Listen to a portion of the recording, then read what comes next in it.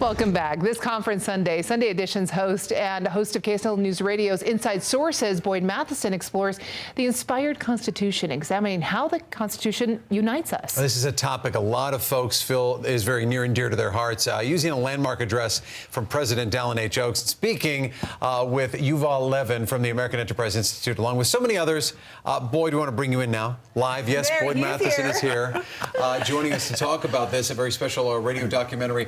We love here at KSL and KSL Newsradio, every 6 months, there's so much content to be in addition to General Conference. What's this all about? Yeah, so in between conference sessions, this will be in between the Sunday sessions of conference. We're going to dive into the Constitution and starting, as you mentioned, with that landmark address from President Dallin H. Oaks, talking about the inspired Constitution and what those elements are and why that matters today.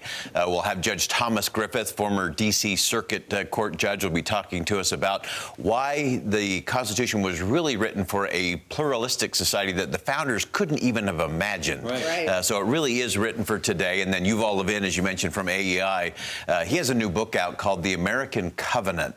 And it's how the Constitution united America and how it can again.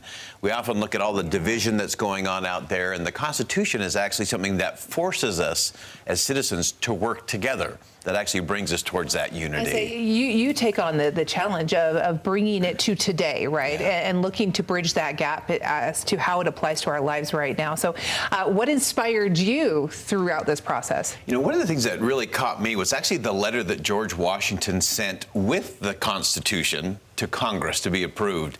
And in it, he kind of gave the secret sauce for, we always call it the miracle of Philadelphia, how all of those statesmen came together and formed the Constitution. And so this letter that Washington wrote, he said that the secret sauce, the thing that was indispensable, was this idea of amity, mutual deference, and comity. So it was friendship, it was that dignity across the differences and the willingness to compromise. And if that's not a message for our day, I don't know what is out there. And so we'll dive into all the angles of that, what it actually means, and why we can look to that as a unifying document. Yeah. Well, there are so many people that today believe that the regions of our country and states and individual identities is more important than us as a whole.